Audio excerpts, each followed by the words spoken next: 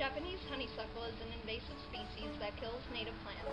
Shrubs and young trees can be killed by vines when they wrap tightly around their stems and trunks, which cuts off the flow of water throughout the plant.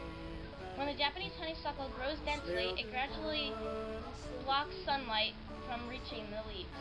Vigorous root competition helps Japanese honeysuckle spread and displace neighboring Another native current vegetation. problem is that birds spread their seeds.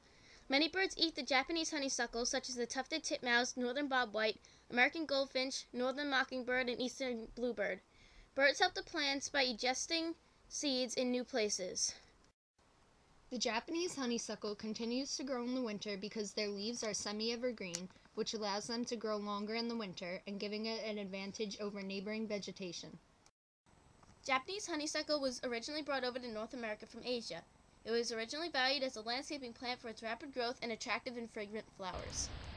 A long-term effect of Japanese honeysuckle invading an area is overspreading.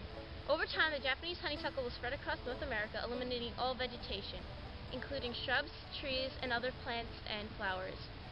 As CO2 increases, Japanese honeysuckle does too. If the concentration of CO2 increases as predicted, the growth of Japanese honeysuckle vines will increase. Ecosystems become disrupted. Plants start the food chain. If there are no plants, then primary consumers such as squirrels, rabbits, and birds will have hard times finding food.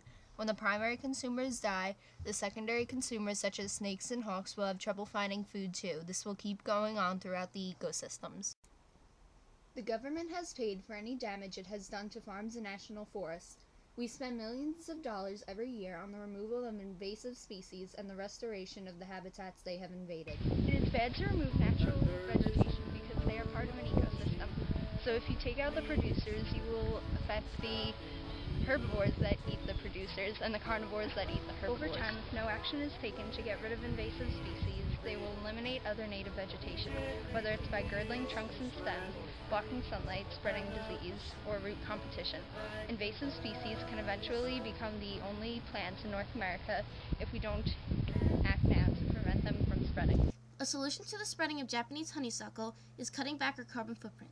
Not only will it reduce global warming, but it will decrease the amount of growth of the Japanese honeysuckle. 2 ways to reduce your carbon footprint would be to, instead of driving, ride a bike as much as possible and/or walk or run. Get rid of Japanese honeysuckle when first noticed by pulling them out by the roots or cutting them back occasionally.